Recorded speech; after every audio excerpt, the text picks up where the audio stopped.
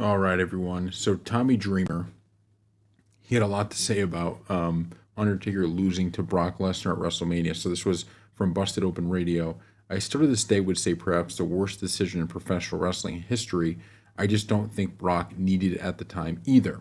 The streak was as popular and as a draw for WrestleMania. If you think about it, he had a few more matches left than him. When you went to 2 days, that was a guaranteed main event right there, or you didn't have to overthink what you had. Who was going to be his next person to do it? Never would have done it.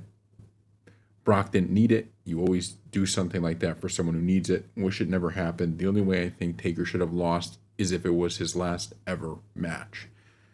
So I think in retrospect, I think that's how a lot of people feel.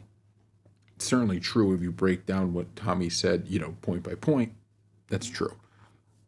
There's no reason, Brock didn't need it. It wasn't his last match. So all of those things add to it. I will say the one part I think that's the saving grace of the whole thing is the shock factor. And that's something that you can't really measure, but it's important. Look at the crowd when he lost.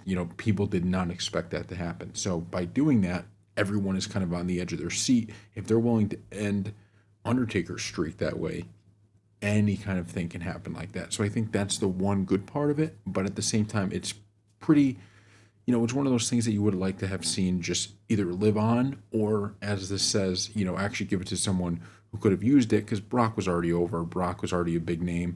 Nobody looks back on him ending the streak as like that's the reason Brock is viewed the way he is, right? But so I guess you can agree with Tommy there, but it's one of those things. It's a judgment call, and I don't know if they knew how many more Undertaker really had, and it's not like he had a lot of good ones left necessarily.